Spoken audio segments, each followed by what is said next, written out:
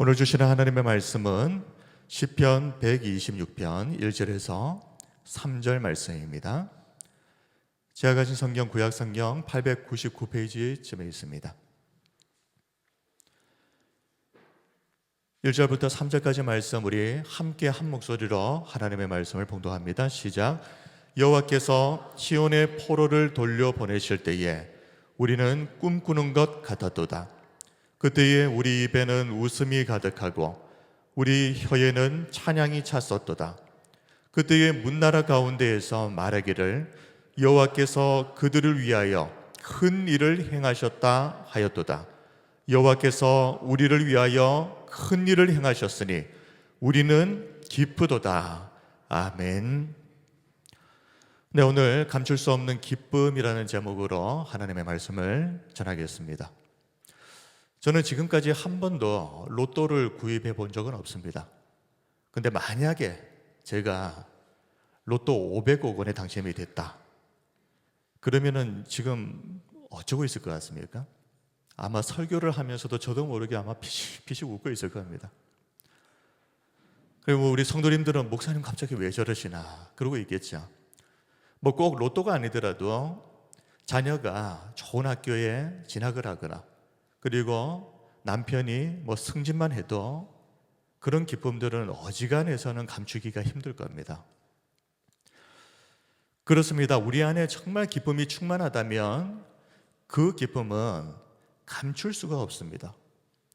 감출 수가 없는 기쁨이기 때문에 주변 사람들이 다 알아챌 수밖에 없는 것, 그것이 바로 기쁨이지 않겠습니까? 오늘 함께 나누고자 하는 말씀의 주제가 바로 이것입니다. 내 안에 정말 기쁨이 있다면, 내 안에 정말 기쁨이 있다면 그 기쁨은 절대 감춰질 수가 없다. 자, 오늘 설교 제목 한번 따라해 주시면 좋겠습니다. 감출 수 없는 기쁨. 하나님을 정말 믿는 성도라면 누구나 이미 그 성도 안에는 하나님이 주신 복음의 기쁜 소식이 있다는 것을 믿으시죠? 이 기쁨은 감출 수 없는 것이라고 말씀드렸습니다. 그리고 믿는 성도에게는 이미 복음, 기쁜 소식이 그 안에 있습니다. 그렇다면 내가 굳이 사람들에게 가서 뭐라고 말하지 않아도 사람들이 다 알아챕니다. 우리 안에 기쁨이 있다는 것을. 그래서 우리를 찾아와서 묻겠죠. 요즘 좋은 일이 있는 것 같은데 무슨 일이야? 나한테도 좀 한번 말해봐. 우리 성도님들은 좀 어떠십니까? 저는 노회나 시차례가 있어서 목사님들을 만나게 되면 이 목사님들 중에 종종 저에게 이런 말을 하시는 분들이 있습니다. 정 목사님은 작은 교회를 담임하는데도 왠지 항상 행복해 보인다. 이상하게 당당해 보인다. 뭐가 믿는 구석이 있나 봐. 그러면서 이야기를 합니다. 믿는 구석이 있죠. 하나님께서 저와 또 모든 사역에 분명히 함께 하신다는 확신과 기쁨이 있습니다. 그리고 우리 교회가 정말 하나님 기뻐하시는 교회라는 그 확신과 기쁨이 있습니다. 이 확신과 기쁨이 있기 때문에 저는 어디를 가도요 당당하고요 또 자신감이 있습니다. 이 자리에 있는 우리 모든 성도님들의 마음속에도 하나님이 주시는 이 기쁨이 충만하시길 바랍니다. 근데 요즘 들어서 문득 이런 생각이 좀 종종 들고는 하는데요, 절대 우리 교회 이야기는 아닙니다. 다른 교회 이야기입니다. 무슨 생각인가 하면요, 오늘날 수많은 성도들이 있는데 이 성도들에게 복음이 정말 기쁜 소식이 되고 있는가 하는 생각입니다. 복음은 기쁜 소식 아닙니까? 말 그대로. 그런데 복음을 가진 성도들에게 이 복음이 진짜 기쁜 소식이 되고 있는가? 자, 이 질문을 하게 되면 어떤 성도님들은 속으로 뜨끔할지도 모르겠습니다. 오늘날 성도들 중에 복음에 대한 감격과 기쁨을 잃어버리고 살은 성도들이 너무나도 많기 때문에 그렇습니다. 예전에는 한껏 뜨거웠던 적은 있죠. 근데 시간이 흘러서 어느덧 복음에 대해서 들어도 십자가를 바라보아도 감격이 없는 겁니다. 그러다 보니 많은 교회들에서 성도들이 억지로라도 복음을 기뻐하려고 노력하고 애쓰는 이런 웃지 못할 상황들이 벌어지고 있습니다. 복음에 대해 들었는데도 감동도 없고 기쁨도 없지만 그래도 내가 교회 다니는 그리스도인인데 복음에 대해서 그래도 기뻐해야 되지 않느냐, 그러면서 기뻐하려고 애쓴다, 노력한다. 아니, 기쁘면 기쁜 것이지 왜 기뻐하려고 노력을 해야 하는 것이겠습니까? 노력을 해야 기쁜 것이라면 그것이 진짜 기쁨이라고 할 수가 있겠습니까? 억지로 기뻐하는 것은 딱 봐도 티가 납니다. 그냥 억지로 기뻐하려고 애를 쓰는 거구나. 우리에게 필요한 것은 이렇게 억지 기쁨이 아니라 진짜 기쁨입니다. 우리 안에 다시 한번 복음의 기쁨이 회복되는 것입니다. 앞에서도 잠시 언급을 했지만 우리 안에 정말 복음의 기쁨이 충만하다면 우리 주변에 있는 모든 사람들이 우리 속에 있는 이 기쁨을 눈치챌 수밖에 없습니다. 자, 오늘 본문 시편 126편은 성전에 올라가는 노래입니다. 이 시편의 배경은 주전 586년 바벨론에 의해서 이스라엘 백성들이 포로로 끌려가죠. 그런데 주전 538년에 페르시아의 고레스 왕이 포로로 끌려왔던 모든 이스라엘 백성들을 자신이 원한다면 고국으로 돌아갈 수 있도록 허락을 해줍니다. 자, 다시 그 그립던 고국으로 돌아오면서 이스라엘 백성들의 마음속에 그 충만했던 기쁨에 대해서 이렇게 묘사를 하고 있습니다. 시편 126편 1절에서 3절, 여호와께서 시온의 포로를 돌려보내실 때에, 자, 바벨론에서 포로 생활 끝나고 이제 고국으로 돌아올 때에 우리는 꿈꾸는 것 같았도다. 그때에 우리 입에는 웃음이 가득하고 우리 혀에는 찬양이 찼었도다. 그때 문나라 가운데서 말하기를 여호와께서 그들을 위하여 큰 일을 행하셨다 하였도다. 여호와께서 우리를 위하여 큰 일을 행하셨으니 우리는 기쁘도다. 지금 포로 생활을 끝내고 돌아오고 있는 이스라엘 백성들을 묘사하고 있는 것입니다. 자, 이 말씀에서 우리가 주목해야 하는 것은 이 기쁨이 얼마나 충만했던지 주변의 다른 나라 사람들까지도 이스라엘 백성들 가운데 그 충만한 기쁨이 있다는 것을 다 알아차릴 정도로 기쁨이 충만했다. 자, 2절에 보시면 그때의 문나라 가운데서 말하기를 여호와께서 그들을 위하여 큰 일을 행하셨다 하였도다. 자, 쉬운 성경 번역으로 다시 번역을 하면 그때의 세상 나라들이 여호와께서 그들을 위해 위대한 일을 하셨다라고 말하였습니다. 세상 나라의 사람들도 이스라엘 백성들의 어떤 일들이 벌어졌는지를 알고 그들에게 어떤 기쁨이 있는지를 다 눈치챘던 겁니다. 알 수밖에 없죠. 자, 주변 나라 사람들이 어떻게 이스라엘 백성들 안에 있는 그 기쁨을 알아차릴 수 있었겠습니까? 그들의 얼굴은 꿈꾸는 것 같았도다. 꿈꾸는 것 같이 지금 얼굴이 해와 같이 빛나고 있습니다. 환한 거죠. 그리고 그들의 입에는요 웃음이 가득합니다. 그리고 그들의 혀에는 기쁨의 찬양이 터져나오고 있습니다. 얼굴이 해와 같이 빛나고 입에는 웃음이 가득하고 혀에서 찬양이 터져나오고 있는데 어떻게 모를 수가 있겠습니까? 우리 안에 진정으로 기쁨이 있다면 이 기쁨은 감출 수가 없는 것입니다. 마태복음 13장 44절에서도 이 감출 수 없는 기쁨에 대해서 이렇게 묘사하고 있습니다.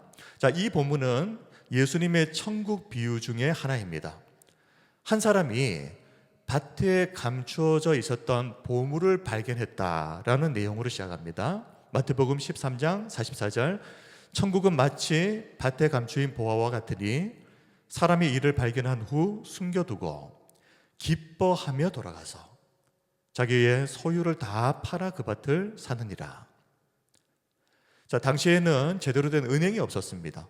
그러다 보니 전쟁이 일어나거나 또 약탈자로부터 자신의 재산을 지키기 위해서는 뭐 다른 방법이 없으니까 아무도 모르게 땅을 파가지고 거기에다가 보화를 또 재산을 몰래 감춰두는 일들이 많았습니다. 그런데 문제는 시간이 지나서 그 보물을 땅에 묻어두었던 그 주인이, 그 보물의 주인이 전쟁터에서 죽거나 아니면 뭐 사고를 당하거나 그래서 사라져버리게 되면 이 보물은 어떻게 되는 것입니까? 주인이 없는 보물. 다시 말하면 그냥 찾는 사람이 임자인 겁니다. 문제는 이 보물이 그 주인 외에는 어디에 묻혀 있는지를 모른다는 겁니다. 자, 그런데 한 사람이 우연히 땅에서 이 보화를 발견했습니다. 얼마나 기쁘겠습니까? 근데 문제가 있죠. 이 보화를 발견을 했지만 이 보화를 내 보화로 차지하려면 보화가 묻혀져 있는 이 땅을 구입을 해야 되는 겁니다. 만약 구입을 하지 않으면 그 보물의 소유권이 땅 주인에게로 가버리거든요. 그래서 집에 돌아간 이 사람은 급하게 자신의 모든 소유 전부를 다 팔아서 땅값을 마련합니다. 만약 부족했더라면 주변 사람들에게 높은 이자를 물고라도 돈을 빌려서 땅값을 기어코 마련했겠죠. 자, 그렇다면 이 사람의 그 얼굴이 상상이 되십니까? 내가 뭐하러 이 보물을 발견해가지고 이렇게 땅값을 준비한다고 이 생고생을 해야 하나? 그러면서 짜증을 내겠습니까? 그럴 리가 없죠. 아마도 이 사람은 돈을 빌리러 가는 겁니다. 지금 돈을 빌리러 가면서도 이 사람의 얼굴에 기쁨은 감출 수가 없을 겁니다. 그래서 기뻐하며 돌아가서라고 되어 있습니다. 자, 돈을 빌려주는 사람 입장에서는 되게 이상한 일이죠. 그죠? 지금 돈 빌리러 온 사람이 왜 저렇게 행복해 보이는 겁니까? 자네 무슨 좋은 일 있나? 왜 그렇게 웃으며 얼굴이 가득해? 아마 이렇게 물어보지 않겠습니까? 돈 빌리러 오는 사람인데 왜 이렇게 기쁨이 넘치나? 차마 보물 발견했다는 말은 못하고 뭐 그냥 좋은 일이 있다 그리고 얼버무리겠죠. 자, 게다가 평소 같으면 땅 주인과 흥정을 할 때에도 조금이라도 더 깎으려고 실랑이를 하고 땅 주인은 조금이라도 더 받으려고 또 실랑이를 하고 이게 정상인데 혹시라도 이 땅 주인이 다른 사람한테 팔아버리면 안 되니까요. 어떻게 할까요? 달라는 대로 그냥 땅값을 지불하는 겁니다. 어쩌면 평균 시세보다도 더 높게 쳐서 땅값을 지불했을지도 모릅니다. 그런데 그 땅을 사는 이 사람의 얼굴은 어떻겠습니까? 비싸게 돈을 주고 땅을 사는데도 얼굴은 싱글벙글입니다. 기쁨이 충만합니다. 그렇습니다. 우리 안에 정말 참된 기쁨, 충만한 기쁨이 있다면 이 기쁨은요, 감출 수가 없는 것입니다. 아무리 감추려고 노력을 해도 안 되는 겁니다. 나도 모르게 이 기쁨은 다 드러나 버립니다. 얼굴로 드러나든 목소리로 드러나든 표정에서 드러나든 다 드러납니다. 기쁨은 원래 감춰질 수가 없는 것이기 때문에. 자, 그런 점에서 교회는 성도들이 기쁘지도 않은데 억지로라도 기뻐하라 하고 강요할 것이 아니라 복음의 진정한 기쁨이 무엇인지, 우리가 왜 기뻐해야 하는지를 제대로 알려줘야 됩니다. 사실 최근에 이런 기도를 드린 적이 있습니다. 좀 고민이 되는 겁니다. 목회를 하면서. 하나님, 제가 지금 제대로 목회를 하고 있는 게 맞을까요? 이런 기도가 나왔습니다. 성도들이 은혜 받고 또 행복하면 교회는 저절로 알아서 성장할 줄 알았는데 요즘 고민이 좀 됩니다. 하나님, 이 성장이 뭐 중요한 것이 아니라, 그게 중요한 것이 아니라 제가 지금 제대로 목회를 하고 있는 게 맞습니까? 새벽에 기도를 할 때 하나님께서 주셨던 마음은 이것입니다. 정 목사, 지금 제대로 잘하고 있다. 잘못하고 있는 거 아니다. 너는 성도들에게 복음을 기뻐하라고 강요할 것이 아니라 왜 이 복음이 진짜 기쁨인지를 제대로 알려주어라. 그리고 지금보다 더 행복하고 복음이 기쁨이 넘치는 교회를 만들어라. 성도들이 너무 좋아서 전하지 않고는 견딜 수 없는 그런 교회를 만드는 것이 내가 너에게 이 교회를 맡긴 이유다. 그리고 이것이 너에게 주어진 사명이다. 저는 우리 안에 정말 복음의 기쁨이 충만하다면 교회가 그냥 성장하는 것이 아니라 건강하게 성장하게 될 줄 믿습니다. 지금부터는 왜라고 하는 질문을 좀 던지고 싶습니다. 왜 어느 순간부터 복음이 더 이상 기쁜 소식이 되지 못하는 것인지, 우리 안에 복음의 이 기쁨이 사라지거나 약해지는 이유가 무엇인지 여기에 대해서 몇 가지만 살펴볼 텐데요. 첫 번째로 그 이유는 거듭 반복해서 말씀드리는 것입니다만은 내 안에 복음의 기쁨이 없다면 어쩌면 단 한 번도 복음이 무엇인지 제대로 깨달은 적이 없기 때문일지도 모릅니다. 교회를 다니는 거하고는 상관없습니다. 10년, 20년을 다녀도 한 번도 복음이 무엇인지 제대로 깨닫지 못하고 경험하지도 못한 사람들이 많습니다. 복음이 무엇입니까? 복음, 기쁜 소식, 영어로 굿뉴스. 복음의 핵심 내용을 간단하게 한마디로 요약한다면 우리는 죄로 인해서 영원한 심판을 받아야 할 사람이었는데 우리에게 예수 그리스도를 통해서 구원의 길이 열렸다는 것입니다. 이것이 기쁜 소식입니다. 분명한 사실은 모든 인간은요, 단 한 사람도 예외 없이 죽음을 피해갈 수가 없죠. 그리고 그 죽음 이후에는 반드시 우리가 지은 죄에 대한 심판이 있습니다. 그런데 예수님께서 십자가에서 우리를 대신해서 죽으셨습니다. 그래서 구원이 완성이 됩니다. 이제는 우리가 할 것은 하나밖에 없죠. 예수님이 십자가에서 우리의 모든 죄를 해결하셨다는 것을 믿는 것입니다. 믿기만 하면 믿는 모든 자에게 구원의 길이 열린다. 이것이 바로 복음의 핵심 내용이죠. 근데 복음이 이렇게 엄청난 기쁜 소식임에도 불구하고 만약 이 복음이 얼마나 기쁜 소식인지 도저히 실감이 나질 않는다면 어쩌면 이 사람은 자신이 지금까지 얼마나 엄청난 죄를 저지르면서 살아왔는지, 내가 하나님 앞에서 어떤 죄인인지,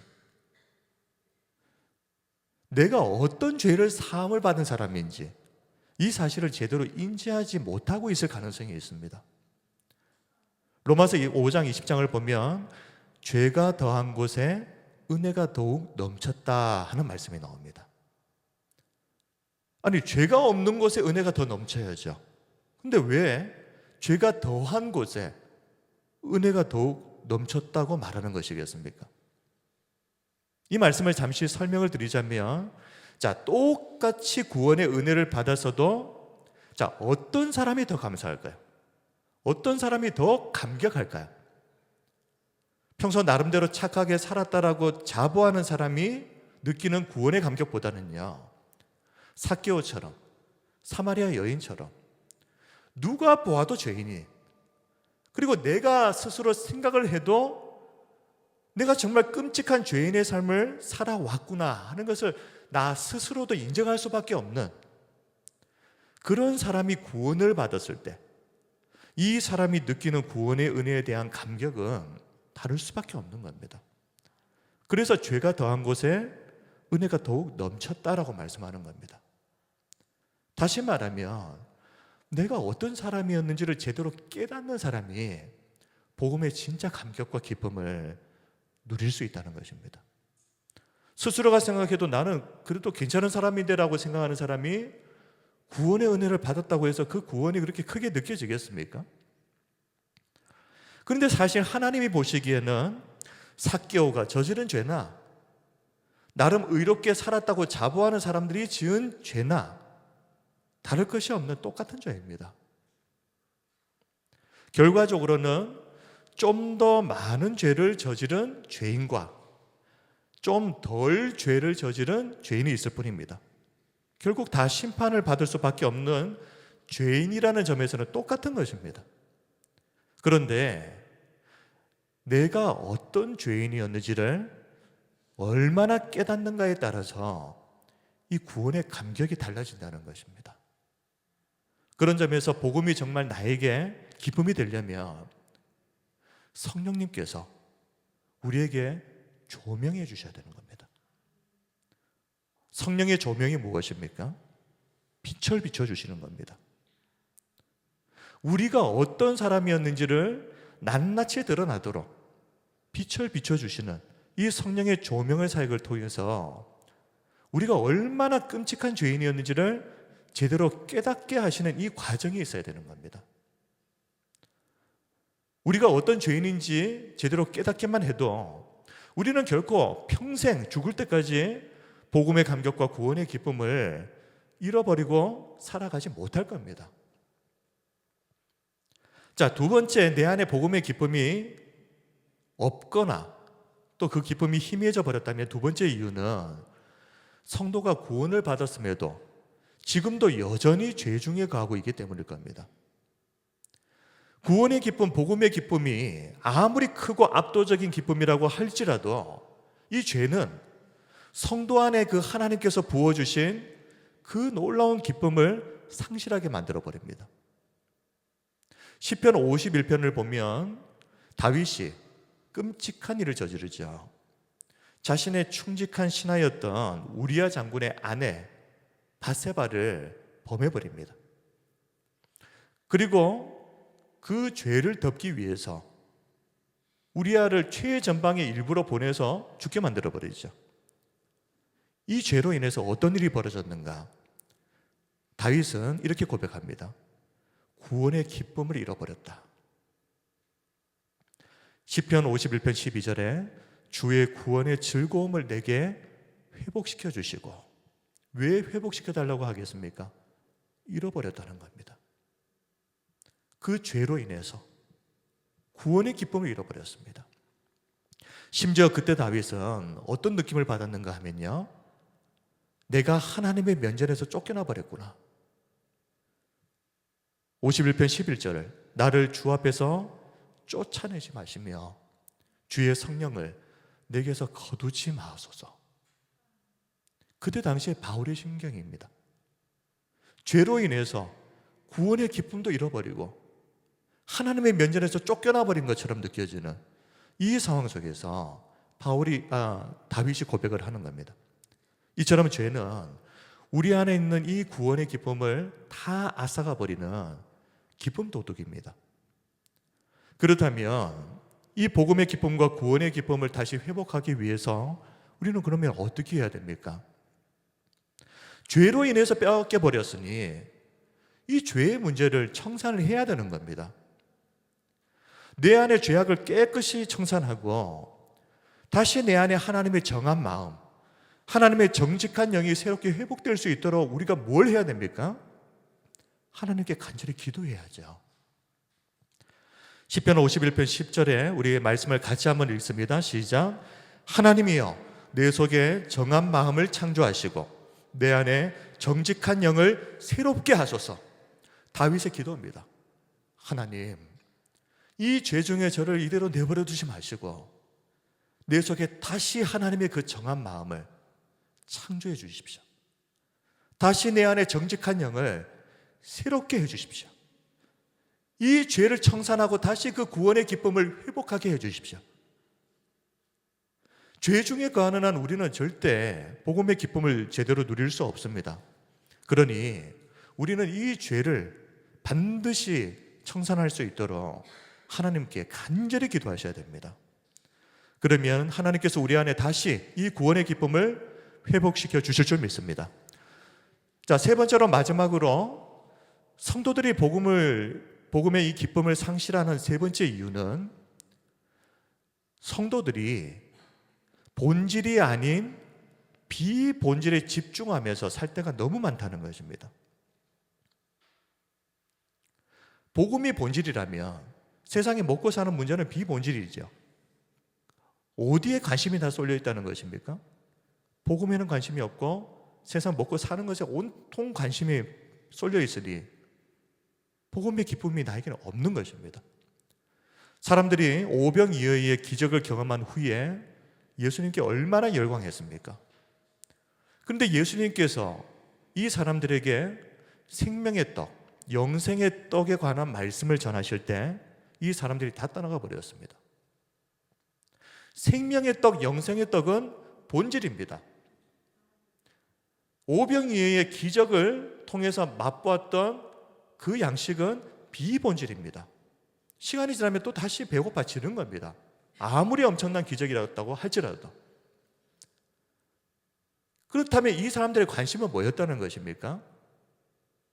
본질인 영생의 떡, 생명의 떡에는 관심이 없고 오직 관심은 이 육신의 배를 부르게 할 것, 이 육신의 떡에 대해서만 관심이 있었습니다.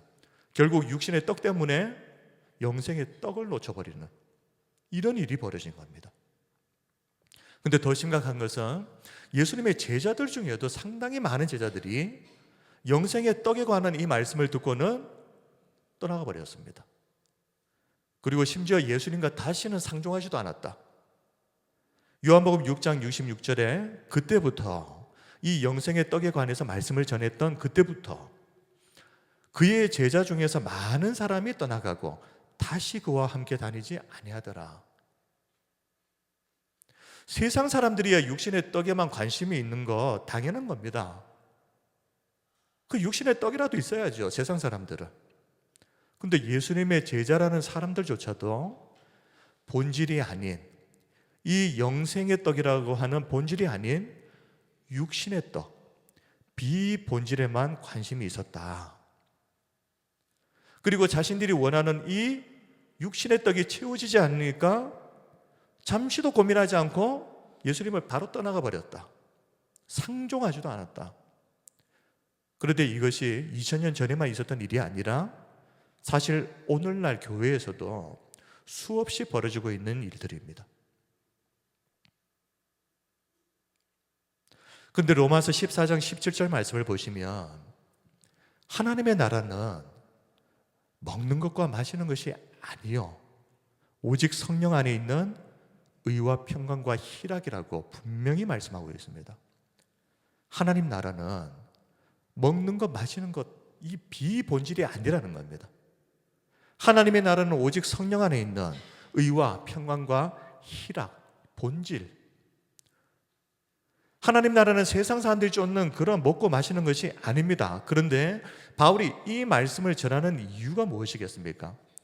불신자들을 지금 대상으로 말하고 있는 게 아닙니다. 바울이 이 말씀을 전하고 있는 것은 성도들 중에도, 교회를 다니는 성도들 중에도 하나님 나라를 어떻게 이해한다고요? 먹고 마시는 것으로. 교회에 와서 신앙생활을 하는 이유도 먹고 마시는 것을 해결하기 위해서, 세상에서 성공하고 잘되고 복받고 이것 때문에 그것을 하나님의 나라라고 착각을 하고 교회에 온다는 겁니다. 그러면 이 성도들이 예배 자리에 앉아 있으면서도 오롯이 관심은 어디에 가 있겠습니까? 영생의 떡요? 아니요. 오늘 예배 잘 드려서 복 받는 겁니다. 사업 잘 되고 돈 많이 벌고 건강하고 승진하고,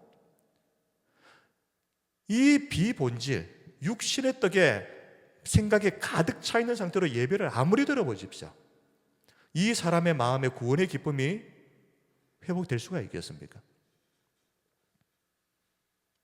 사실 먹는 것과 마시는 것은 제가 덜 중요하다, 이거 중요하지 않다라고 말씀드리는 게 아닙니다. 생존과 관련된 인간에게 가장 중요한 것이죠. 먹어야 사니까요. 마셔야 사니까요. 그런데 그럼에도 불구하고 마태복음 6장 25절 말씀을 보면 그것은 비본질에 속한 것입니다. 그러므로 내가 너희에게 이르노니 목숨을 위하여 무엇을 먹을까? 무엇을 마실까? 몸을 위하여 무엇을 입을까 염려하지 말라. 목숨이 목숨이 음식보다 중하지 아니하며 몸이 의복보다 중하지 아니하냐. 자, 여기서 본질은 무엇입니까? 목숨, 몸입니다. 그러면 비본질은 무엇입니까? 음식, 의복입니다.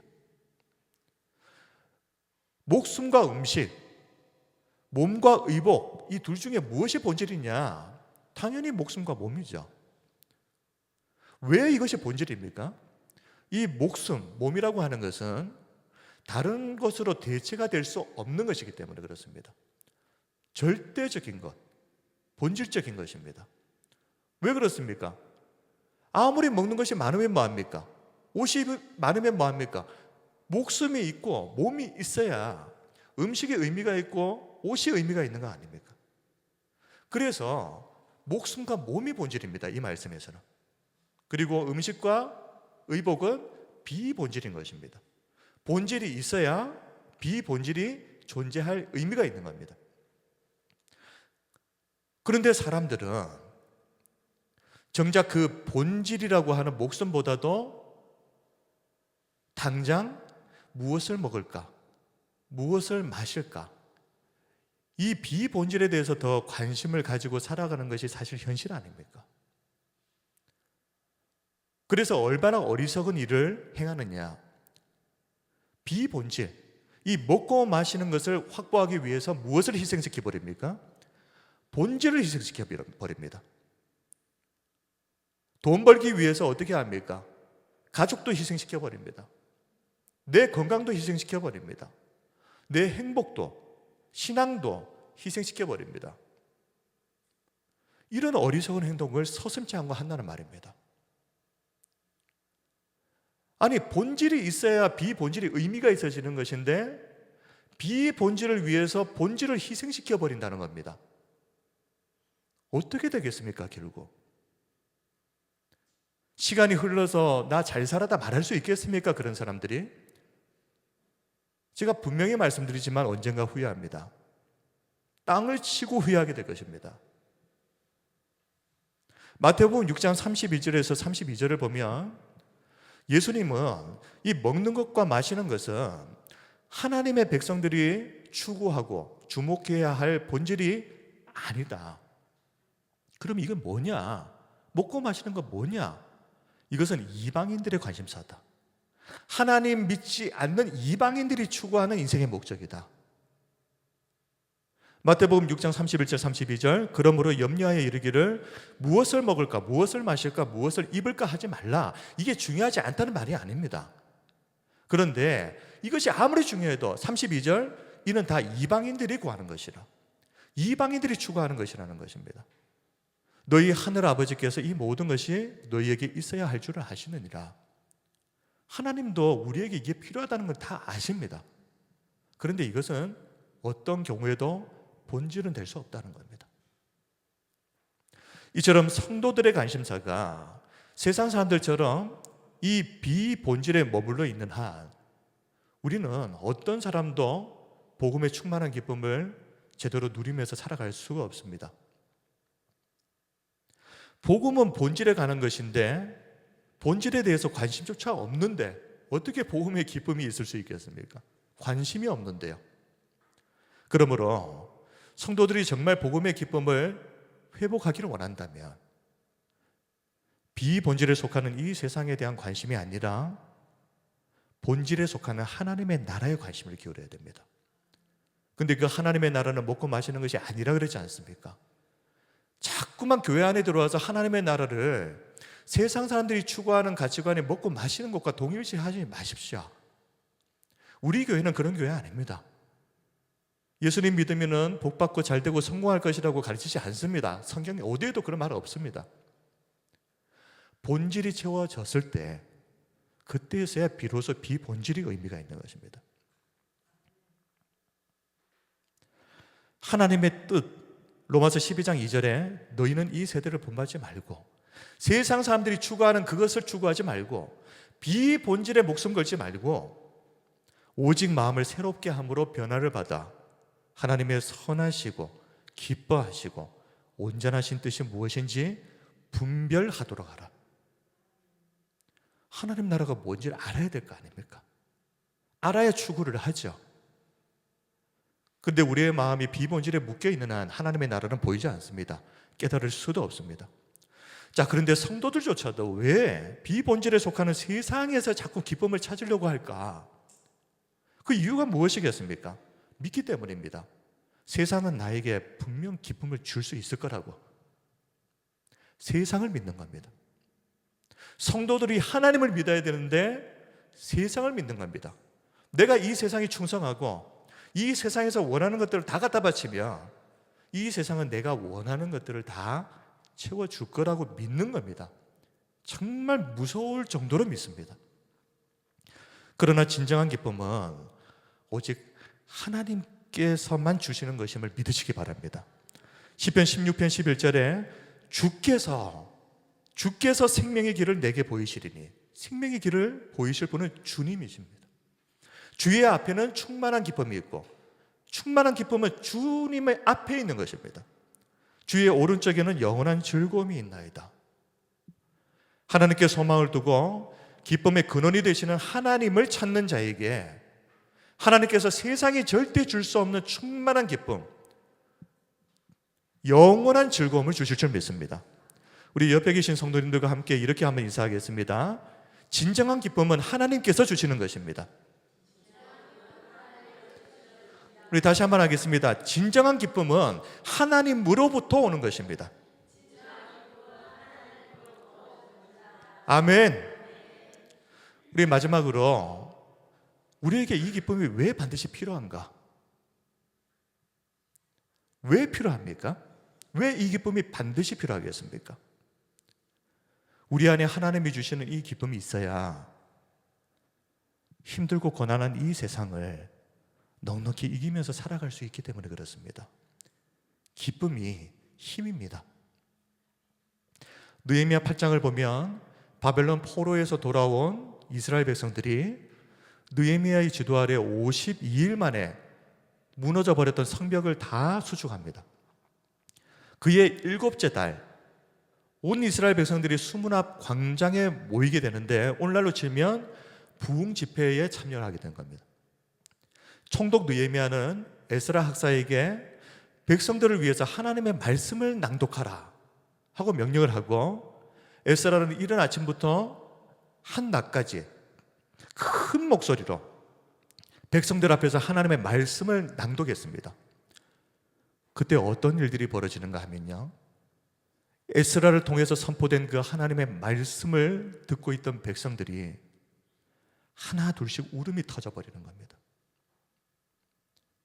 말씀 앞에 서보니 그동안 자신들이 하나님 앞에서 어떤 죄를 지으며 살았는지, 하나님 앞에서 어떤 죄인이었는지, 그 죄를 통회하고 자복하다 보니 회개의 눈물이 터져버린 것입니다.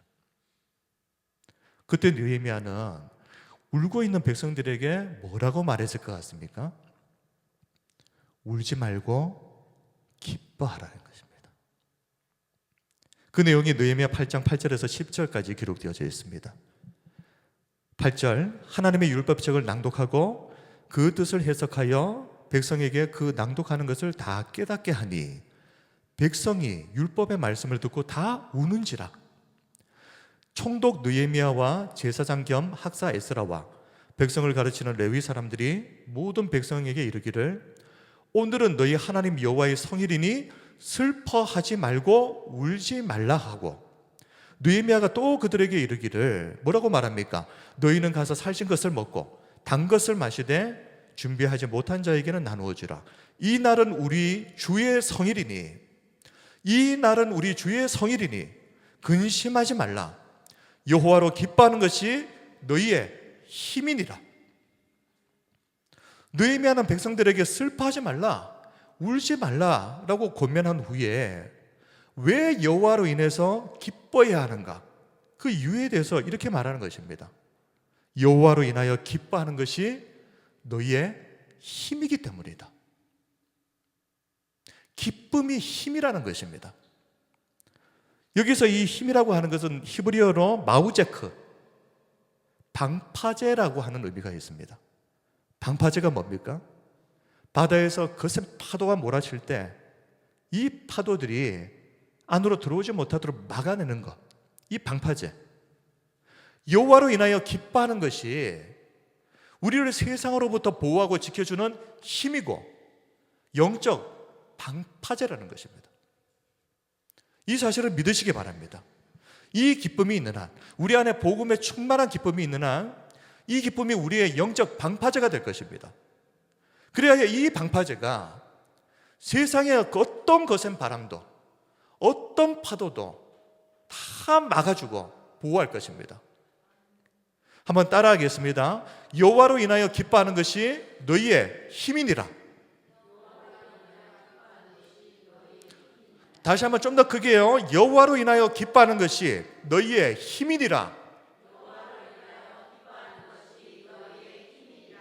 믿습니다. 아멘. 말씀을 정리하겠습니다. 성도 여러분, 우리 성도 여러분에게는 인간의 힘으로는 절대 불가능한 죄사함의 은혜를 주시는 이 복음에 대한 감격과 기쁨이 있으십니까? 우리 안에 정말 그 구원의 기쁨, 이 복음의 충만한 기쁨이 있다면, 그것이 사실이라면요, 내 가족, 내 주변 사람들이 모를 수가 없습니다. 그 기쁨은 감춰줄 수가 없는 것이기 때문에, 만약 주변에 어떤 사람도 내 안에 있는 기쁨을 알아차리지 못했다면 좀 고민해 보십시오. 내 안에 진짜 기쁨이 있는 게 맞는지. 그리고 우리 안에 이 충만한 이 기쁨에 대해서 누군가가 와서 너의 기쁨의 이유가 무엇이냐라고 묻는다면, 그때 예수님의 복음을 소개해 주시기 바랍니다. 그리고 마지막으로 우리 안에 하나님이 부어주시는 이 복음의 충만한 기쁨이 있는 한, 아무리 우리가 사는 이 세상이 힘들고 어려워도 이 기쁨이 우리를 세상으로부터 보호하는 영적 방파제가 될 것입니다. 우리를 이 세상 살아가게 만드는 힘이 될 것입니다. 우리로 능히 승리하게 하시는 하나님의 능력이 될 줄 믿습니다. 우리 안에 어떤 것으로도 감춰질 수 없는 진정한 복음의 기쁨으로 충만한 저와 우리 성도님들이 다 되시기를 주님의 이름으로 축원드립니다. 아멘. 이 시간 우리 함께 하나님을 찬양하고 기도합시다. 주가 보이신 생명의 길, 나 주님과 함께 상한 마음을 드리며 주님 앞에 나아가리. 우리 하나님께 찬양하고 기도하겠습니다.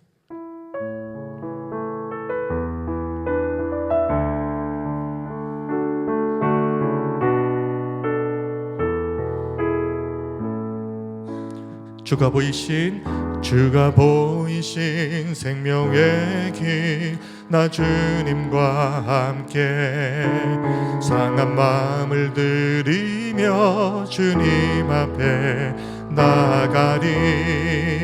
나의 의로움이 되신 주 그 이름 예수, 나의 길이 되신 이름 예수. 주가 보이신 생명의 길, 주가 보이신 생명의 길, 나 주님과 함께 상한 마음을 들이며 주님 앞에 나가리. 나의 의로움이 되신 주 그 이름 예수, 나의 길이 되신 이름 예수. 나의 길 오직 그가 하시나니, 나를 단련하신 후에 내가 정금같이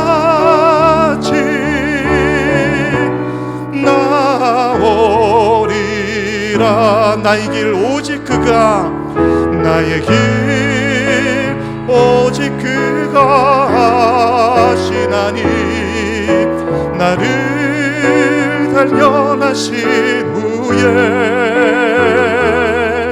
내가 정금같이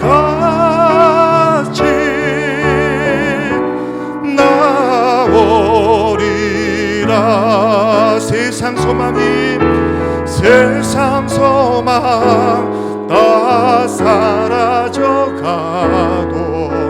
주의 사랑은 끝이 없으니 살아가는 이 모든 순간이 주 은혜임을 나는 믿네. 우리 하나님께 손을 높이 들고 고백합니다. 세상 소망 다 사라져가도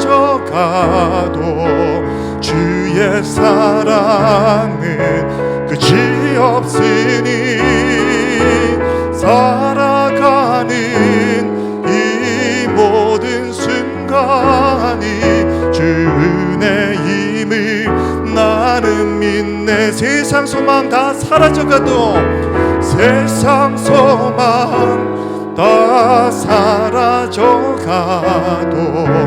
주의 사랑은 끝이 없으니 아멘. 살아가는 이 모든 순간이 주 은혜임을 나는 믿네. 살아가는 이 모든 순간이 살아가는 이 모든 순간이 주 은혜임을 나는 믿네.